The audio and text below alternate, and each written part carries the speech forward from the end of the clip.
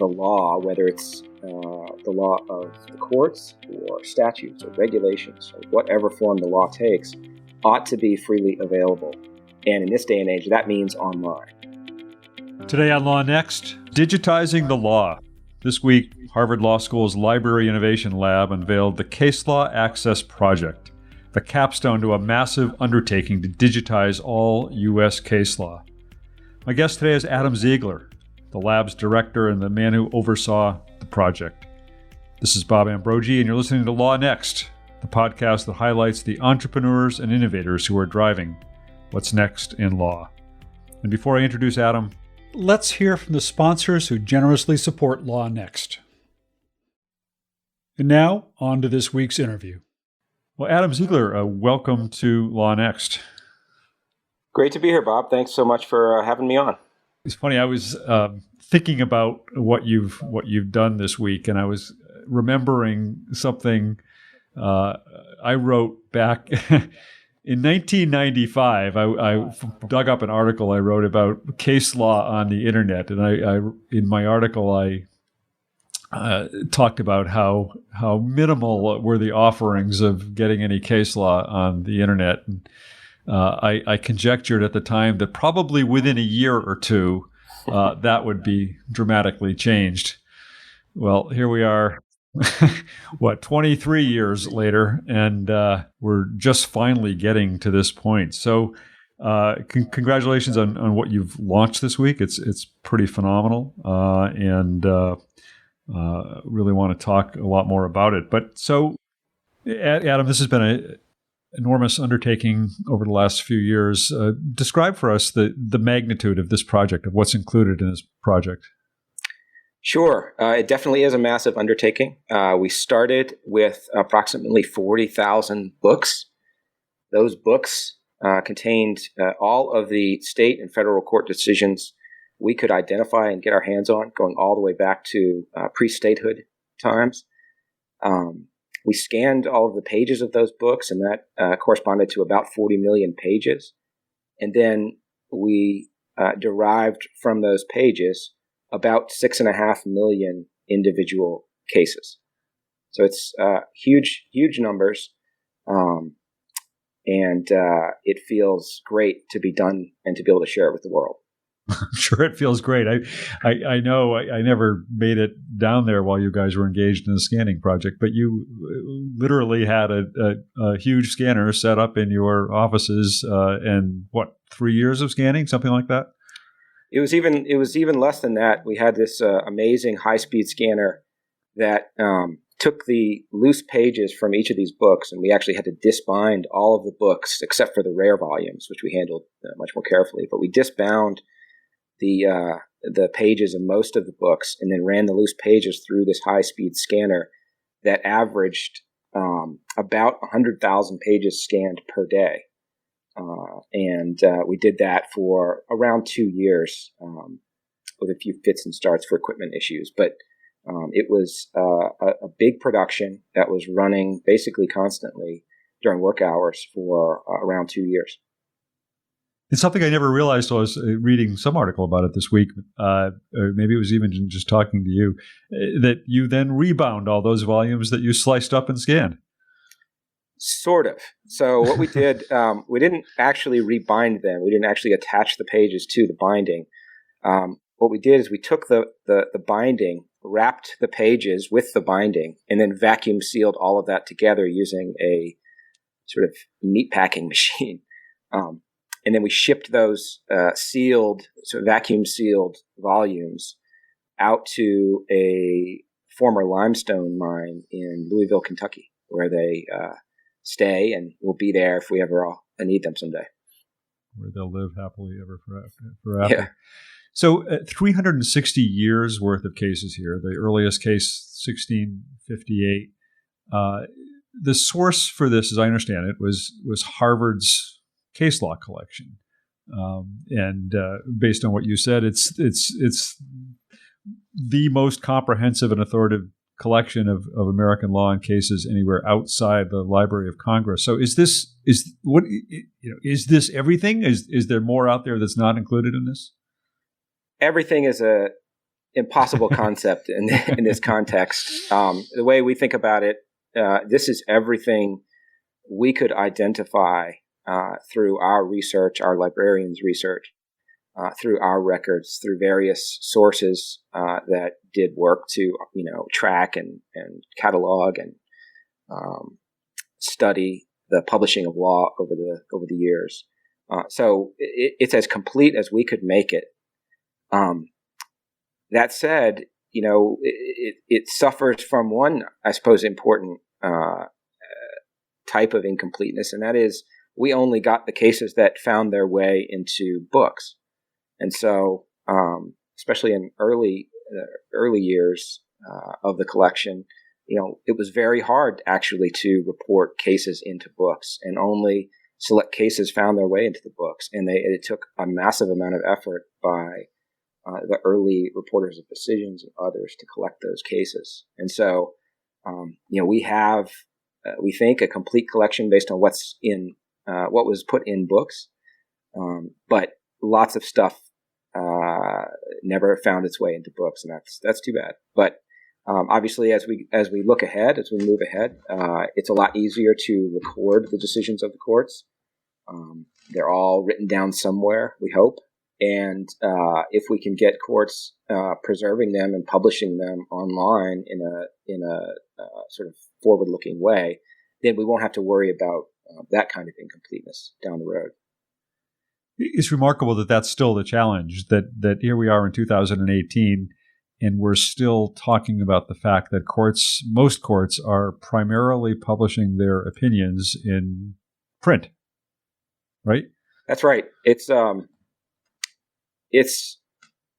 understandable and incredibly unfortunate. Why is it's it understandable? It's understandable because the courts they care a lot about publishing and preserving opinions. They care a lot about them being available and around for a long time. But shifting a publication process and publication habits is really hard, and they're not in a position to really experiment with unproven methods or unproven approaches. So it's hard for them to make that shift. It's unfortunate because obviously they're all using Word or WordPerfect or other word processors to create these opinions. They are in digital form at some point in their life, and essentially what many courts are still doing is taking those digital opinions and putting them on the page, where for people to access them broadly, there has to be scanning, like the scanning we did. But we hope that is definitely changing. It's in the process of changing. Some states have made that change already, and we hope that's going to accelerate. I know from having talked to you earlier this week that is a big part of your focus now going forward. Now that this is behind you, now that the Case Law Access Project is behind you, part of your focus going forward is to try and make sure there doesn't have to be another scanning project in 10 or 20 years. Exactly. We're really excited about this. Everybody knows the future is not in putting official versions of cases in books, but instead putting official versions out online that then can be accessed by anyone who needs to access them very efficiently. And they can still be put in books as a secondary product, but they don't have to be locked away in books that has the result of making them inaccessible unless you can acquire or get to the books, or you can pay for the commercial services that have access to the either the digital versions of the cases or to the resources to convert the print into digital through rekeying or scanning or what other methods people use. Why did the Library Innovation Lab and Ravel as well embark on this? Why was it important to have all this case law in digital format? Well, it started with a simple sort of observation and sort of light bulb moment several years ago with Jonathan Zittrain, my boss, a professor at the law school and at the engineering school at Harvard, and also the faculty director of our library. He's long been interested in the potential for the web to allow professors to create their own course materials or their own textbooks, casebooks, in a way that can be Creative Commons licensed and remixed and adapted. And one key barrier to that, which everybody recognized early on, was you just can't get the cases. The cases are impossible to get. So the raw material, even though they're public resources, even though they're public domain, it was impossible to get them. And it dawned on him first, I think, that we do actually have all the cases in our library. They're just in books. And what would it take to scan them? What would it take to digitize them all and put them in a form where they could be available to people making their own case books? And that's what kind of sparked it. Now, he had Daniel Lewis and Nick Reed, the founders of Ravel, as students when he was visiting at Stanford Law School, around the same time. And they got to talking and sharing some of their ideas for new ways to think about legal research and legal analytics. And it was a great moment of sort of creative collaboration and partnership to think about how we could work together to do that. That was sort of the genesis. And that was 5-6 years ago at this point. And a lot of work by a lot of people since then. But that's where it started. Yeah. I mean, even there, the scope of what you ended up doing was probably beyond, certainly beyond the need of being able to put cases into digital textbooks, because the likelihood of somebody citing the case from 1680, whatever it was, is right. not all that important, right. Probably in terms of most textbooks. Apart from that genesis, apart from being able to put this stuff, use this stuff, you've got part of your, one of the things you have at the Library Innovation Lab is this project called H2O, which is a platform for creating open course materials and which will be, I guess a beneficiary of what you've just done. But are there other purposes for having all this case law online? I mean, is there, some greater benefit to the public of having this stuff accessible in a digital format? Absolutely. And these are some of the justifications and the reasons that got others at the law school really excited about the project.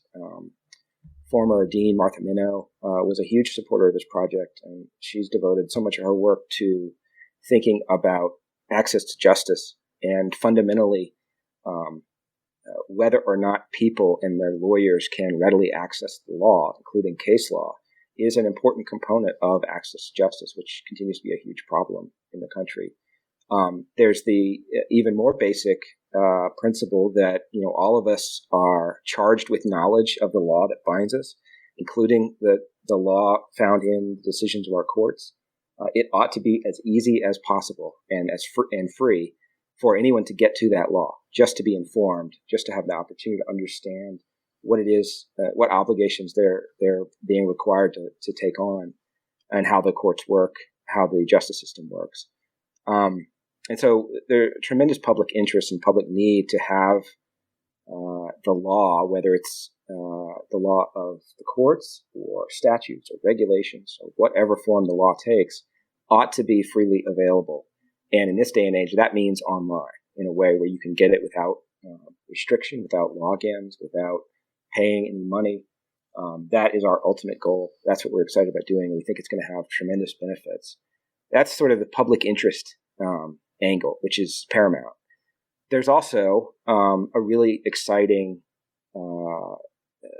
opportunity, we hope, to catalyze new innovation, new experimentation, and entrepreneurship of using this data. And if you think of this data, these cases essentially as raw data, raw materials that developers and designers, data scientists can use to build new services, new ways of looking at the law, new ways of understanding the law. We're really excited for that potential, and that's a big part of what we're trying to support through the sort of research efforts we are kicking off. And that's an area that historically has been really poorly served and underserved by the publishers who do have access to the data. There hasn't been a lot of investment made in supporting new forms of research using case law data. So we're excited to be part of making that happen. We'll get back to my interviews in just a moment. But first, let's take a break to hear from the sponsors who generously support LawNext.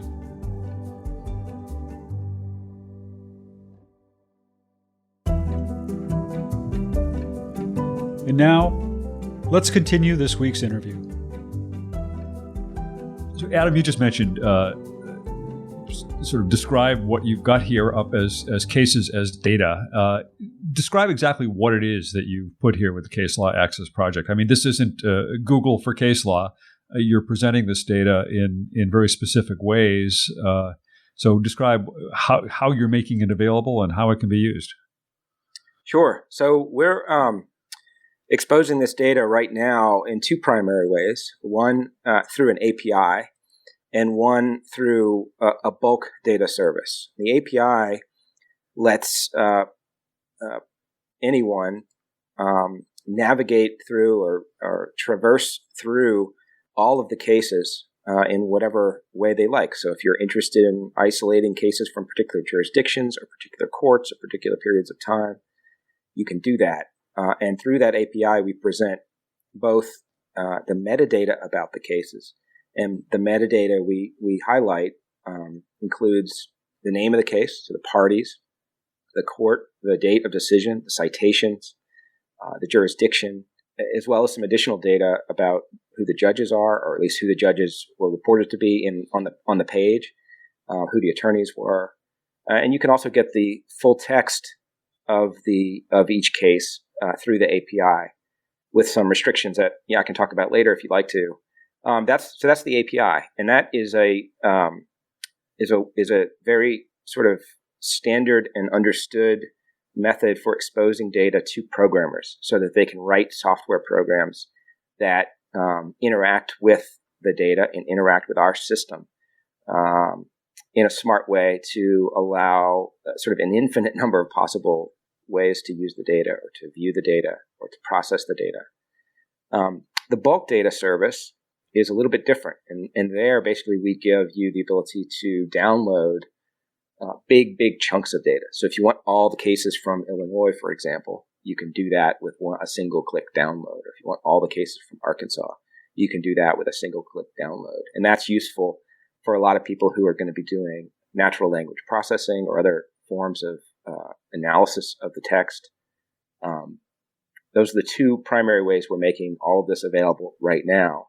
In the future, we'll be exploring other ways to make the data available. We're working as we speak on some basic case viewer and browser tools, which we think will be fun to interact with. And there are just a host of other ways we can do it. You mentioned our H2O project, which is an effort to allow anyone to make free casebooks using these cases. That's one way people can interact with and access the cases and use the cases. And essentially, we wrote that program as the first application that consumes or uses the data available through the API. So it's an example of how others, we hope, will take advantage of the data. So the fact that you have an API might lead some to think that opens this up to commercial exploitation. I don't know if that's the right word, to commercial use. But in fact, as you mentioned, there are some limits on how this data can be used right now. So can this stuff be used commercially? So the way it works, and this is all a product of our sort of unique agreement with Ravel that's now enforced with Ravel's acquirer, LexisNexis. Basically, the way it works is that you can go to our site and you can get all of the metadata, but not the full text, without logging in. And so you can write any sort of application that uses the metadata without restriction. If you want to serve the full text or access the full text for your applications, you're going to be limited through our site to no more than 500 cases viewed or downloaded per person per day, or per what we call API token per day. And so that is a limitation on the volume of full text you can view on a given day. Any one person can view on a given day. But there still are many types of applications one could build that would live within that limit or live under that limit. And there is no restriction on how you use the cases you obtain through the API subject to that limit. So if you take 500 cases and you could build a commercial product out of 500 cases, have at it. There's no restriction on that. But, a lot of commercial entities, a lot of startups, a lot of people trying to build new analytics tools, new services are going to want essentially bulk data. They're going to want the whole thing or something close to the whole thing, far more than 500 cases per day.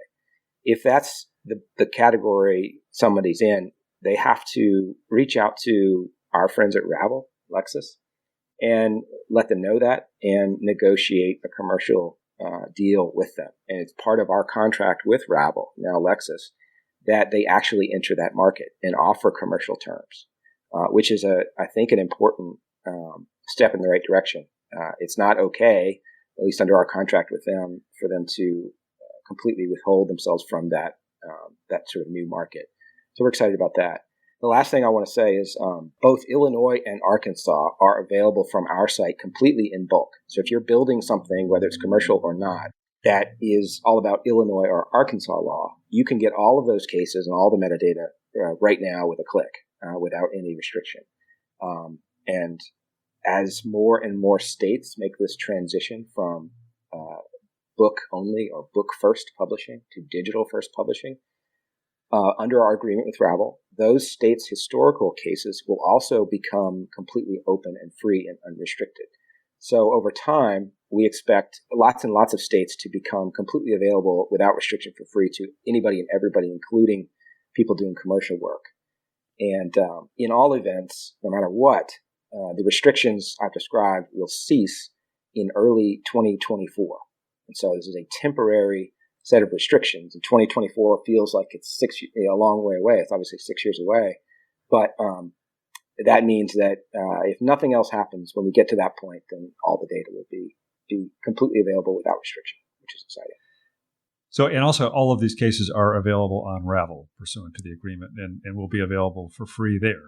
Correct. And I'm glad you mentioned that because one of the important aspects of our arrangement with Ravel and one of the great things that Ravel committed to make this deal happen was to make the cases available for sort of the end user search or retail search experience through their interface in perpetuity. So as long as they have the cases, they have to make them available for free public searching through their interface. So, and that is limited to 500 cases per person per day, but that's quite a lot, even for lawyers doing pretty heavy duty work. So that is a really important part of this overall arrangement and a really important contribution by Ravel. In addition to that, they themselves have an API that makes the cases available to programmers who are not doing commercial work. So basically what we wanted to do was not only produce the data by extracting all of this text from these images we created from scanning, but also to set up some mechanisms that there would be multiple points of distribution and access, some that we were in charge of and could control and could craft in the directions we felt strongly about, but others that would be built and maintained by somebody like Ravel and now LexisNexis that really obviously knows a whole lot about making data available to lawyers and to the public that they can use to inform themselves about the law. So I don't know if we've mentioned that all of this is the Case Law Access Project can be reached at the URL case.law. And on the website for the Case Law Access Project, you've posted a gallery of kind of some examples of how this data can be used by researchers or for other projects. You've got a little automatic limerick generator that's kind of fun that generates limericks out of lines of cases that follow the rhyming scheme and pattern of a limerick. For Halloween, you put up the witchcraft in case law chart that kind of shows all instances of witchcraft from case law. What are some of the other research possibilities that you see as likely to be, how this case law can be used to drive research? Sure. So if you don't mind, Bob, let me just quickly mention the research access, which I didn't get to before. It's complicated, but this is an important part that I know people are going to be interested in. If a person is a research scholar, they can apply for unrestricted bulk access to the data. They could get all the data or any subset of the data to support their research purposes. They have to agree to use it for research, and they have to agree not to redistribute it. But that is a really important and novel thing that we're super excited about. And we've already exceeded 100 research access requests since we launched on Monday, which is awesome. And they're not, they're impressive. These are, real scholars doing very advanced and sophisticated work, and excited about the potential for this data to get put to use. So what kinds of research do we hope for? Do we expect? First of all, there's going to be a lot of stuff that we can't even imagine. We're not the experts in that research. There'll be a lot of things people do that we couldn't even dream up. And so we're excited to learn what's possible. But what we've heard from people about, what we've thought about ourselves, starts with a lot of analysis of language.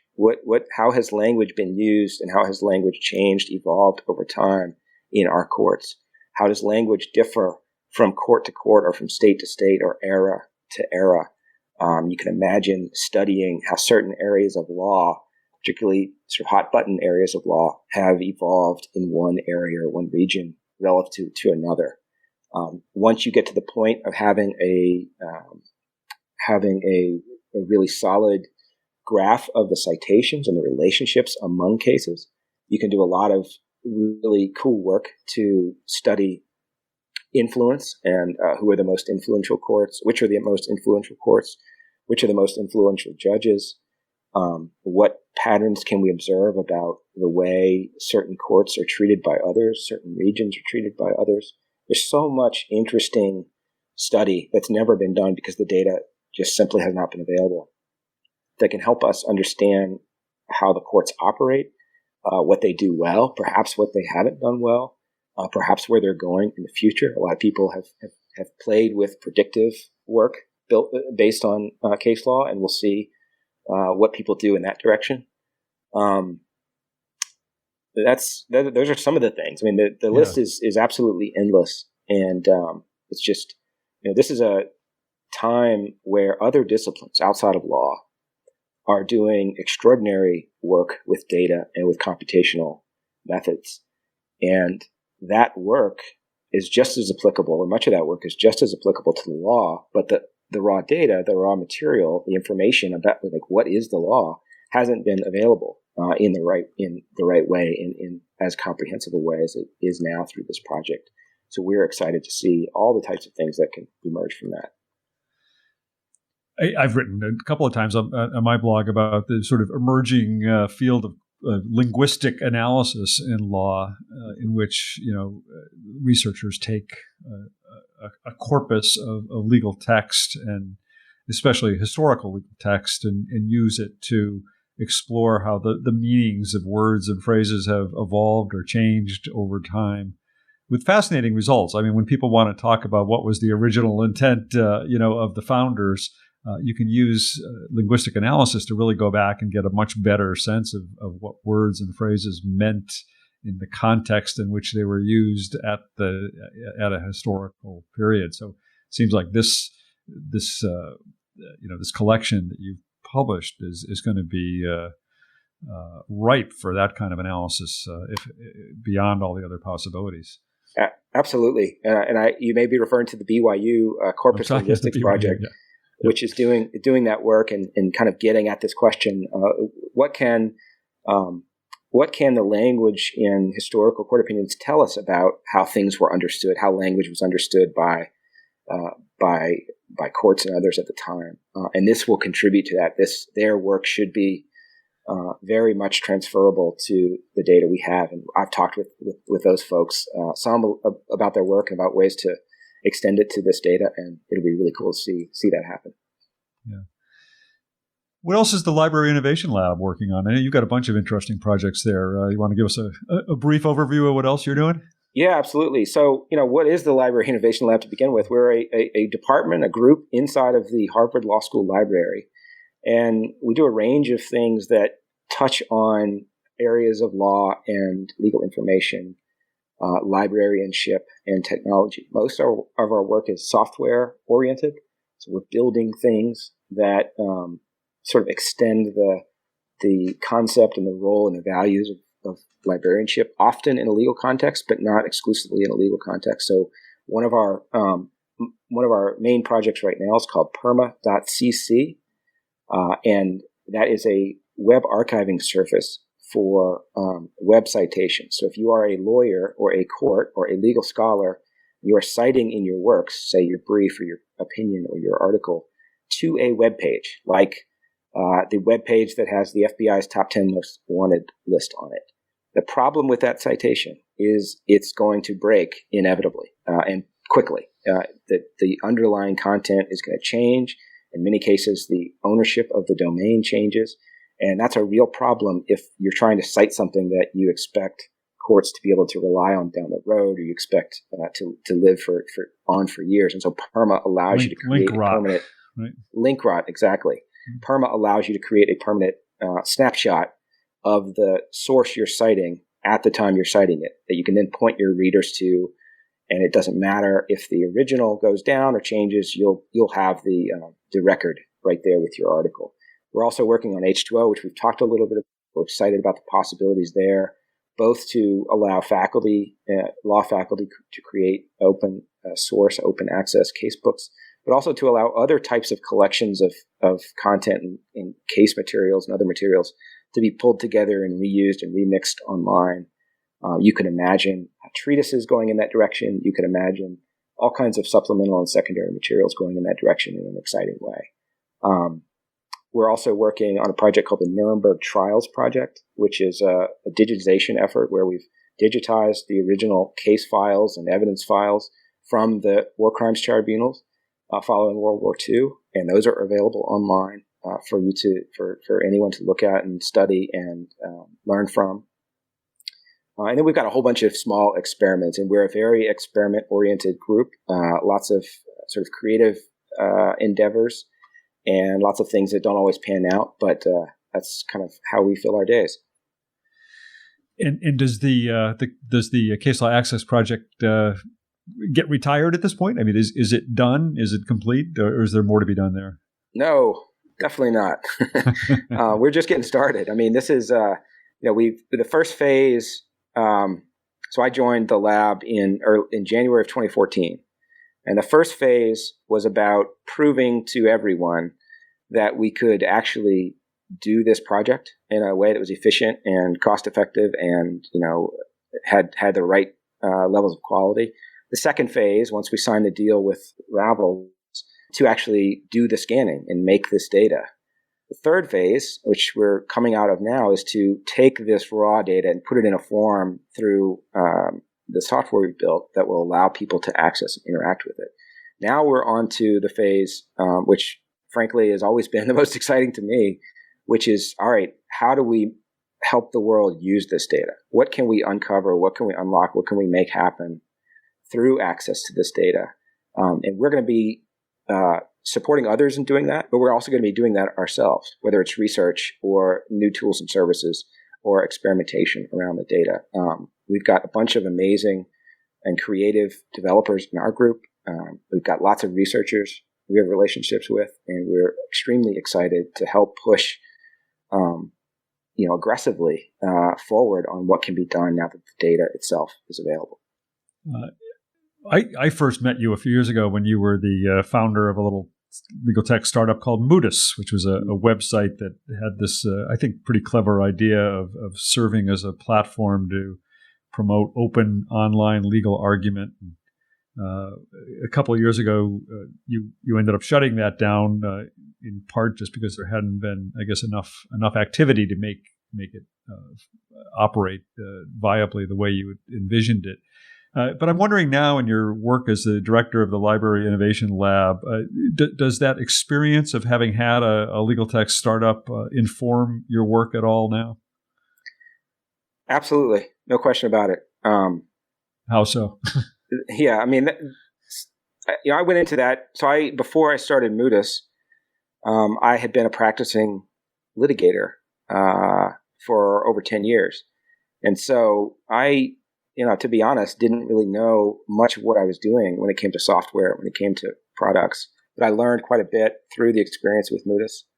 And a lot of that I've been able to bring into our group in the Library Innovation Lab, and to think a lot about how do you take the best of some of the principles of startups and building software that's going to be used by people and apply that in an academic context through a lab like ours.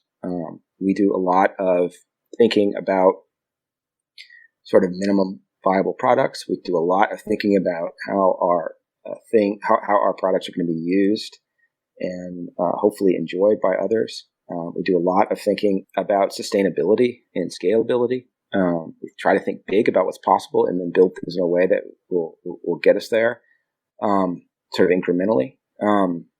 So all of that is an outgrowth of what I learned as a startup founder, even a startup that didn't pan out and ultimately folded. The other thing is just an appreciation for the kind of spirit of experimentation and try something and don't prejudge it. Don't bring a negative, skeptical attitude to the table at the idea stage.